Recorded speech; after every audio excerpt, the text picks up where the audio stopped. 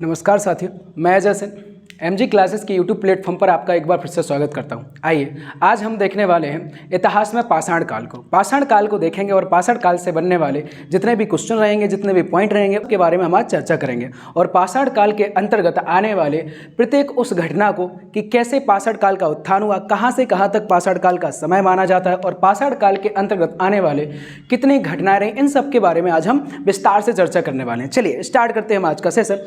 पाषाण काल को स्टार्ट करने से पहले सबसे पहले हम इसके खोजकर्ता के बारे में चर्चा करेंगे कि पाषाण काल को किसके द्वारा खोजा गया था। तो नाम है रॉबर्ट ब्रूसफुट। रॉबर्ट ब्रूसफुट द्वारा क्या किया गया था, सन 30 मई 1863 ईस्वी में मद्रास के यानी तमिलनाडु के मद्रास के अलपक्कम नामक जगह पर एक हैंडेक्स को खोजा गया था, एक कुल्हाड़ी को खोजा गया था। कुल्हाड़ी मतलब कैसी कुल्हाड़ी थी, तो एक ऐसी कुल्हाड़ी थी जिसमें हड्डी के एक लंबे बांस जैसे आकार पर एक पत्थर को बांधा गया था और उसका आकार कुल्हाड़ी जैसा दिया गया था। उसको इंग्लिश में हैंडेक्स बोला गया है और हिंदी में हम उसे बोलते हैं हस्त कुठार। क्या बोलते हैं? हस्त कुठार। इसकी खोज की थी किसने? रॉबर्ट ब्रूसफुट ने। और यहीं से स्टार्ट हो जाता है आपका कौन सा? तो पाषाण काल का समय स्टार्ट हो जाता है। आइए देखेंगे पाषाण काल के अंतर्गत या पाषाण काल को हम इतने विस्तार या इतने बड़े समय को हम आसान करने के लिए कितने भागों में बांटते हैं। तो इसको हमने 3 भागों में डिवाइड करके पढ़ना है। कितने भाग? 3 भाग। कौन कौन से वो भाग रहेंगे? तो पहला जो भाग रहने वाला है वो है आपका पुरा पाषाण काल, दूसरा भाग रहने वाला है वो है आपका मध्य पाषाण काल और तीसरा भाग जो रहने वाला है वो है आपका नव पाषाण काल। ये 3 प्रकार के खंड या 3 प्रकार के भाग में हमने इसको बांट दिया है और हम इन तीनों में एक एक करके इनकी विस्तार से जानकारी लेते रहेंगे। चलिए स्टार्ट करते हैं। आज हम पहला आपका जो है आपका कौन सा? पुरा पाषाण काल। पुरा पाषाण काल दरअसल आपका वह काल हो जाता है जो आपका सबसे पहला वाला काल है। अब जरा समझ लेना, पुरा पाषाण काल या फिर पाषाण काल, इसे नाम क्यों दिया गया या पाषाण काल हम इसे क्यों बोल रहे हैं? पाषाण काल हमें इसलिए बोल रहे हैं क्योंकि प्रत्येक वह वस्तु, प्रत्येक वह जानकारी या प्रत्येक वह घटना जो हमें पाषाण काल में या फिर हम बोलेंगे प्राग ऐतिहासिक काल में पढ़नी रहती है, वो पत्थरों के बेस पर लिखी गई, पत्थरों के आधार पर लिखी गई। इसीलिए पत्थरों के आधार पर या पत्थरों के प्रयोग से ली जाने वाली जानकारी को या लिया जाने वाला इतिहास हम पाषाण काल के अंतर्गत पढ़ते हैं। चलिए स्टार्ट करते हैं। अच्छा, पहला कौन सा? आपका पुरा पाषाण काल। अब पुरा पाषाण काल प्रारंभिक काल रहा। प्रारंभिक काल मतलब वो जब मानव की उत्पत्ति हुई थी इस संसार में, इस पृथ्वी पर। तो प्रारंभिक काल बहुत छोटा काल नहीं था। छोटा काल ना होने के कारण इसे हमने फिर एक प्रकार से बांट दिया और 3 खंडों में विभक्त कर दिया। और 3 खंड कौन कौन से रहे उनको जरा देख लेते हैं। तो इनको जब हमने बांटा या पुरा पाषाण काल को जब हमने डिवाइड किया तो 3 भागों में, पहला रहा निम्न पुरा पाषाण काल, दूसरा रहा आपका मध्य पुरा पाषाण काल और तीसरा रहता है आपका नव पुरा पाषाण काल। माफ कीजिए, नव पुरा पाषाण काल, उच्च पुरा पाषाण काल। कौन सा मिलेगा आपको? तीसरा मिलेगा आपको उच्च पुरा पाषाण काल। यह आपके 3 पाषाण काल के अंतर्गत पुरा पाषाण काल के अंतर्गत आने वाले 3 क्या हो जाते हैं? भाग हो जाते हैं। अब इनको भी हम देखेंगे कि यह भी आपके बहुत कम या बहुत ही अल्प समय के नहीं थे, ये भी अपने आप में एक बहुत बड़े समय को समाहित किए हुए थे, जिसमें आप देखोगे कि प्रत्येक एक समय में मनुष्य का विकास हो रहा था। मनुष्य जो शुरुआत में क्या था? आदि मानव था। अब देखिए एक चीज को समझ लीजिए, पुरा पाषाण काल के अंतर्गत आने वाले 3 जो आपके खंड रहेंगे, भाग रहेंगे। सबसे पहला निम्न पुरा पाषाण काल, दूसरा रहेगा आपका मध्य पुरा पाषाण काल और तीसरा रहेगा उच्च पुरा पाषाण काल। इनके अंतर्गत आने वाले मनुष्य के द्वारा किए गए क्रियाकलाप और मनुष्य की उत्पत्ति के बारे में हम इस पर देखने वाले हैं। तो सबसे पहले हम देखेंगे पहला भाग जो है आपका निम्न पुरा पाषाण काल। निम्न पुरा पाषाण काल में क्या क्या घटनाएं हो रही थी या क्या क्या ऐसी घटनाएं रही जिनसे कि हमें आज के इतिहास को जानने में बहुत मदद मिलती है। और प्रारंभिक इतिहास में वह कौन सा मनुष्य रहा जो उस समय उत्पत्तित हुआ था या जिसकी उत्पत्ति हुई थी या कितने मनुष्यों की उत्पत्ति हुई थी, ये देखेंगे। चलिए स्टार्ट करते हैं। अब देखेंगे निम्न पुरा पाषाण काल में क्या क्या घटनाएं घट रही थी। सबसे पहले आप देखोगे इसमें सबसे पहले मनुष्य की उत्पत्ति एवं विकास, मतलब क्या रहा कि यही वो समय था, यही वो काल था जब पृथ्वी पर मनुष्य की उत्पत्ति होती है। मनुष्य जाति की क्या होती है? तो उत्पत्ति होती है। अब मनुष्य जाति की उत्पत्ति और विकास जब इस काल में हो रहा था, प्रारंभिक काल में, तो उनमें कौन कौन से प्रजाति के मानव थे, कौन कौन से उस समय के मनुष्य हुआ करते थे या मनुष्य थे जो उस समय उनका उत्पत्ति हुई थी। तो सबसे पहले आप देखोगे प्राइमेट्स को। किनको देखोगे?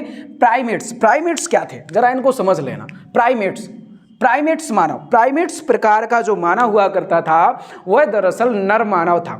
माफ कीजिए, क्या हुआ करता था आपका, तो वह आपका बानर मानव था। माफ कीजिए, मैंने नर मानव बोल दिया।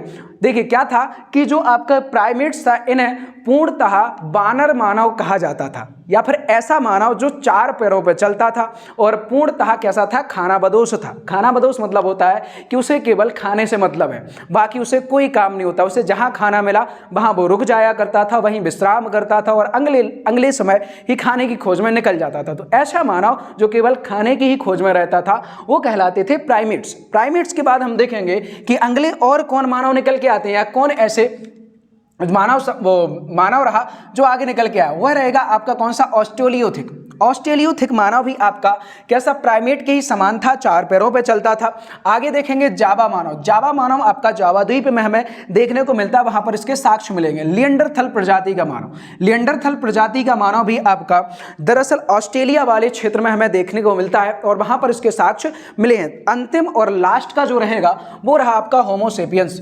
होमोसेपियंस दरअसल इसमें बहुत इंपोर्टेंट रहा। क्यों रहा कि इन सब मानव प्रजातियों में से अंतिम अवस्था तक या लास्ट तक इस वाले समाज में, इस वाले युग में जो सरवाइव कर पाए और आगे तक बढ़ पाए, उनमें केवल हुआ करते थे होमोसेपियंस। होमोसेपियंस ही वह प्रजाति है जिनके हम आधुनिक मानव या हम आज के जो मनुष्य जाति हैं वो उनके वंशज माने जाते हैं, उन्हीं से हमारा विकास हुआ है। वो कौन से हैं, होमोसेपियंस। एक 4-5 प्रकार के आपके क्या थे उस समय के मनुष्य थे या मानव थे जिनकी उत्पत्ति हो रही थी। एक चीज समझ लेना, ये सारे मानव एक साथ आज देखने को नहीं मिलेंगे। इनकी धीरे धीरे क्रमागत क्या होती गई, तो इनका ह्रास होता गया, इनको ये धीरे धीरे करके क्या होते गए, समाप्त होते गए। अच्छा, कैसे समाप्त हुए, तो समाप्ति का कोई भी डिक्लेयर नहीं है, कोई निश्चित चीज हमें मालूम नहीं पड़ती है कि ये कैसे समाप्ति की कगार पर गए और कैसे इनका अंत हो गया। लेकिन एक चीज समझ आती कि उस समय का जो समय था वो समय चलता था हिमयुग। कौन सा चल रहा था, हिमयुग। यानी कि पूरा जो पृथ्वी थी, पूरी की पूरी पृथ्वी, उन सब पर सब जगह हम देखेंगे तो बर्फ जमी हुई हमें देखने को मिलेगी। यहाँ हमें पूर्णतः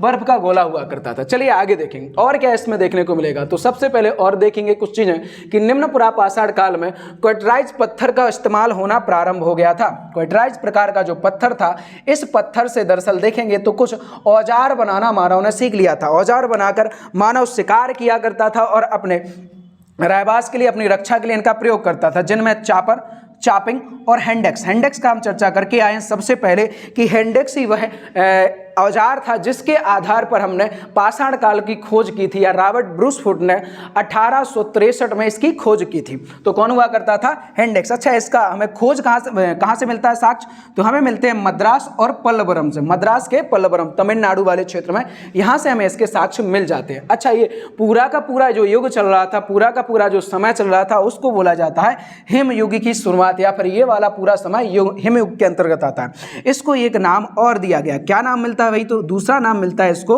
आदि मानव युग। क्यों मिलता है, क्योंकि इस समय मनुष्य पूर्णतः आदि मानव था। मतलब मनुष्य तो था लेकिन पूर्णतः मनुष्य नहीं था। वह 4 पैरों पर चलता था, पेड़ पौधों को खाया करता था, जंगली जानवरों का मांस खाया करता था, जहां उसको सड़ा गला मांस मिल गया वो खा लेता, या फिर शिकार करके मांस खाने लग गया था। लेकिन शिकार के लिए इसने जो सबसे पहले प्रयोग धातु की, तो वो की थी पत्थर, और पत्थर के आधार पर इसने क्या किया, शिकार किया। इसीलिए इसे हम बोलते हैं पाषाण काल। आइए अब देखते हैं हम दूसरे भाग को, पुरापाषाण काल के अंतर्गत आने वाला दूसरा भाग जो रहेगा वो रहेगा आपका मध्य पुरापाषाण काल। मध्य पुरापाषाण काल की क्या विशेषता रही, क्या क्या इसमें कार्य हुए, उनको देखते हैं। तो सबसे पहले हम देखेंगे कि इसे फलक संस्कृति के नाम से जाना जाता है। फलक संस्कृति मतलब ये था कि औजारों के जो आकार थे फलकनुमा बनाने लग गए।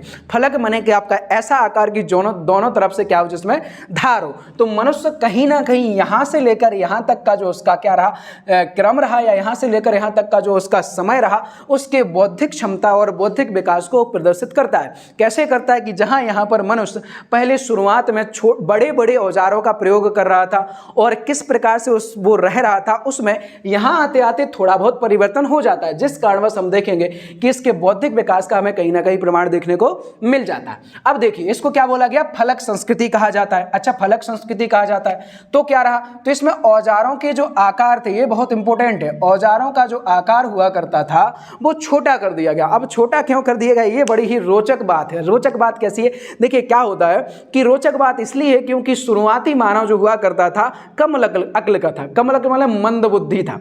हमारी भाषा में बोला जाए तो क्या था, एकदम से लंठ व्यक्ति हुआ करता था। अब कैसा व्यक्ति था, ऐसा व्यक्ति था कि शुरुआत में उसे कहीं भी खाने को मिल जाए, जो कुछ भी खाने को मिल जाए वो खा लेता था और उसे खाने से ही मतलब था। लेकिन यहाँ आते आते मानव क्या था, थोड़ा समझदार हो गया। कैसा समझदार हो गया, वो समझने लग गया कि कंकड़ पत्थर नहीं खाने होते हैं। क्यों नहीं खाने होते, खाते हैं तो दांत टूट जाते हैं या ये खाने में हमें अच्छे बेस्वाद लगते हैं। तो उसने क्या किया, यहाँ पर आते आते एक तो औजारों का जो आकार था वो छोटा किया और नुकीला कर दिया।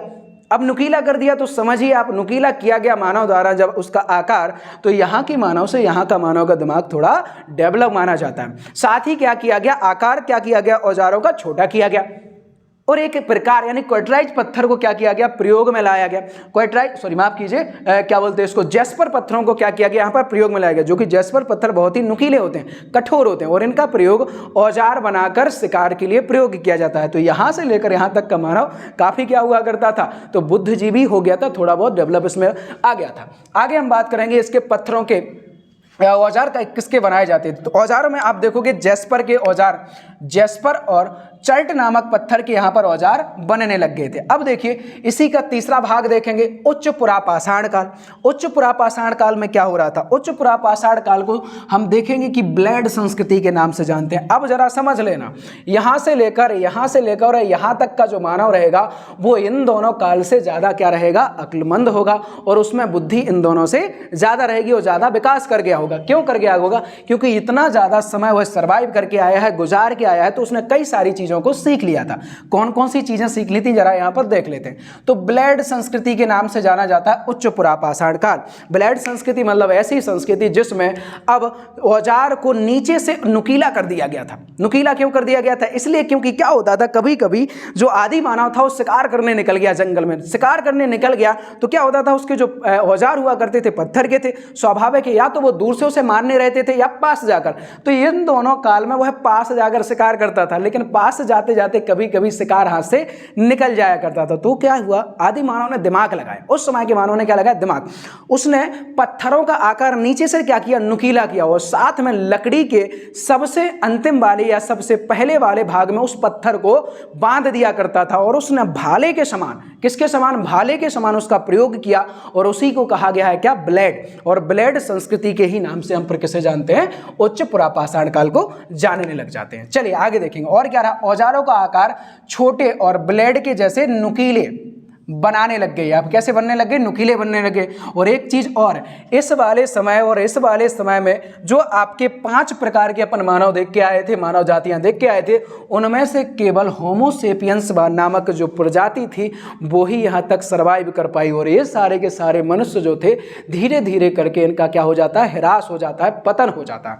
तो इस वाली संस्कृति में उच्च पुरापाषाण काल में हम देखेंगे कि होमोसेपियंस ही एक मानव था और उसी का क्या होता है, फिर आगे विकास होता है। आगे देखेंगे कि इसमें और क्या काम हो रहे थे। तो इसमें सबसे प्रमुख उपलब्धि या सबसे महत्वपूर्ण कार्य क्या होता है कि इसमें मानव द्वारा अपने मस्तिष्क का या फिर अपनी बुद्धिमत्ता का विकास करते हुए और बुद्धिमत्ता का प्रमाण देते हुए भीमबेटका की गुफाओं में चित्रकारी के प्रमाण में क्या करते हैं, इसमें मिलते हैं या हमें देखने को मिल जाते हैं। मतलब ये था कि अब मनुष्य जो था वो अपनी बुद्धि से अनुसार या अपनी क्षमता के अनुसार चित्रकारी करना सीख गया था। अब सोचिए यहाँ का मानव जो एकदम से कैसा था, मंदबुद्धि है, कहीं पर भी लेट जा रहा है, पेड़ पे चढ़ जा रहा है, कुछ भी कर रहा है, 4 पैरों पे चल रहा है। हालांकि 4 पैरों पे तो यहाँ भी अभी चल रहा है, अभी इसका क्रमिक विकास नहीं हुआ है, लेकिन यहाँ से लेकर यहाँ तक के मानव में बहुत परिवर्तन आ गया था।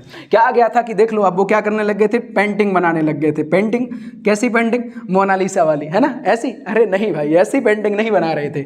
पेंटिंग दरअसल वो इस तरीके से बना रहे थे कि जो भी वह देखते थे, जिस प्रकार से वो जीवन जी रहे थे, उनमें उसी आधार पर वो पेंटिंग बना रहे थे, जिन्हें हमने रॉक पेंटिंग भी क्या है, सेल चित्र का है। कैसे हुआ करते थे वो सेल चित्र, जरा समझो। देखिए इस प्रकार से वो सेल चित्र हुआ करते थे।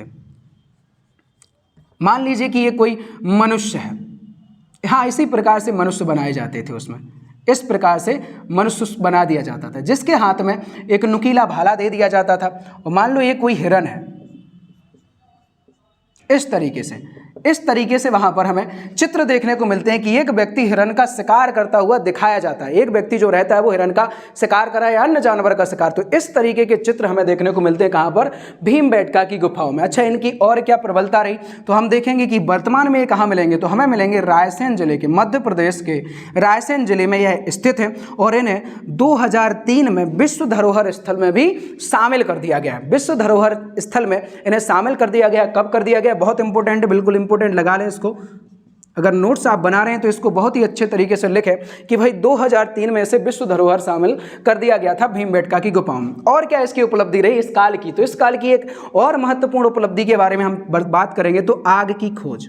आग की खोज इस वाले काल की, हम बोले सीधे के सीधे पुरापाषाण काल की जो सबसे प्रमुख उपलब्धि रहती है वो रहती है आग की खोज। इस समय के होमो सैपियन नामक मानव द्वारा आग की खोज करना मतलब कि एक बहुत ही महत्वपूर्ण उपलब्धि हासिल करना था। इतना हो गया। कौन सा रहा आपका पहला भाग, पुरापाषाण काल को हम इसमें क्या करते हैं, खत्म कर लेते हैं। मतलब पाषाण काल का, पुरापाषाण काल के अंतर्गत आने वाले आपके तीनों, निम्न पुरापाषाण काल, मध्य पुरापाषाण काल, उच्च पुरापाषाण काल में इतना सब देखने को मिल जाता। अब आइए पाषाण काल के अंतर्गत आने वाला दूसरा जो भाग है वो है आपका कौन सा, मध्य पाषाण काल। इसमें क्या क्या होता है, मध्य पाषाण काल में अब मनुष्य कैसा हो गया था, कैसा जीवन जीने लग गया था, क्या वह अभी भी मंदबुद्धि था या फिर उसमें अक्ल आ गई थी या फिर वो अभी भी बुद्धिजीवी हो चुका था। तो आइए देखते हैं। हम देखेंगे कि मध्य पाषाण काल में जो औजारों का आकार था वो अब छोटा हो चुका था, मतलब इनसे भी छोटा हो गया था और नुकीला हो गया था।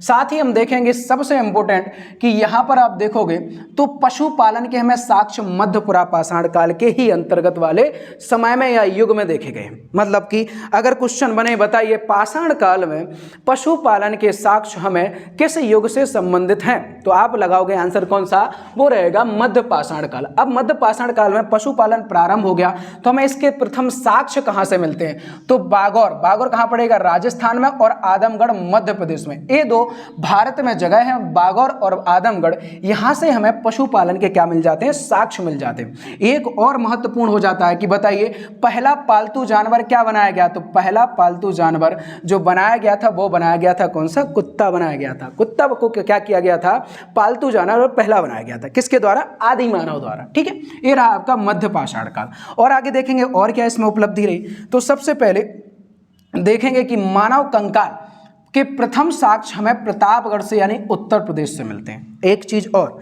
कि अभी तक जो सबसे पहला हमने मानव कंकाल खोजा गया था किसके अंतर्गत, वो आपके पाषाण काल सभ्यता के अंतर्गत। जब कभी हमने पहला मानव कंकाल खोजा तो हमें मिलता है, कहां से मिलता है, भारत के अंतर्गत। कहां से मिलता है, प्रतापगढ़ से मिलता है। प्रतापगढ़ कहां पड़ेगा, तो प्रतापगढ़ पड़ेगा आपका उत्तर प्रदेश में। यहां से हमें मानव कंकाल के साक्ष्य मिलते हैं, प्रथम साक्ष्य। आगे देखेंगे और कि मानव के साथ कुत्ते का कंकाल यानी कि कुत्ते का कंकाल हमें बुर्ज होम कश्मीर से मिलता है। ये भी इंपॉर्टेंट है, ये बहुत महत्वपूर्ण है। एक इसलिए महत्वपूर्ण हो जाता है कि क्वेश्चन बनता है कि पूछा जाता है कि बताइए पालतू जानवर, मानव के साथ उसके पालतू जानवर के कंकाल के साक्ष्य हमें भारत के किस जगह से प्राप्त हुए हैं, तो बुर्ज होम कहाँ पड़ेगा, तो कश्मीर में पड़ेगा। और देखेंगे और क्या इसमें मिलता है हमको, तो स्थायी निवास देखने को मिलता है। स्थायी निवास की शुरुआत तथा आदि मानव समाज की क्या हो जाता है, विकास होता है। आदि मानव समाज का ये था कि यहाँ पर अब आदि मानव जो क्या हुआ करता था, खाना बदोश था, अकेला रहता था और दर दर भटकता था। यहाँ आते आते उसने क्या किया, अपने लिए एक स्थायी निवास ढूंढ लिया।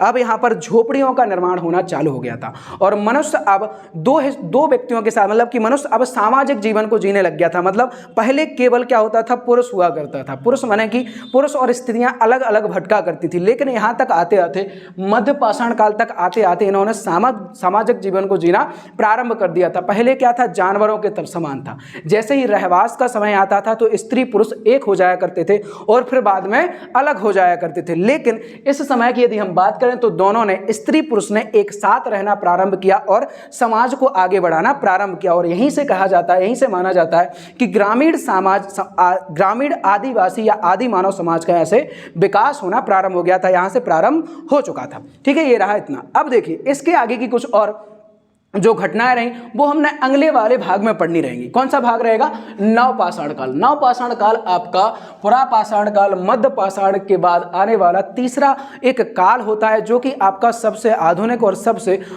प्रमुख काल माना जाता है। क्यों माना जाता है, आइए अब देखेंगे। इस वाले काल में मानव ने सर्वाधिक अपना विकास कर लिया।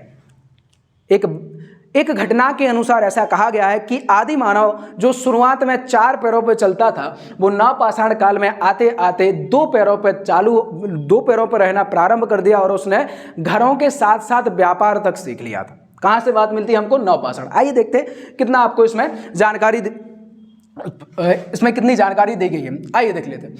नवपाषाण काल के अंतर्गत जब हम देखेंगे तो मनुष्य ने खेती करना प्रारंभ कर दिया। ये बिल्कुल सबसे इंपॉर्टेंट, ये पूछा जाता है कि बताइए मानव ने प्रथम खेती कहाँ से की थी या किस काल से प्रारंभ की थी, तो किस काल से की थी, नवपाषाण का। अच्छा, ये क्वेश्चन और बनता है कि इस प्रथम खेती के साक्ष्य में, पाषाण काल के प्रथम खेती के साक्ष्य में कहाँ से प्राप्त होते हैं, तो ये भी आपको क्वेश्चन आएगा। तो इसमें आपको लगाना है मेहरगढ़।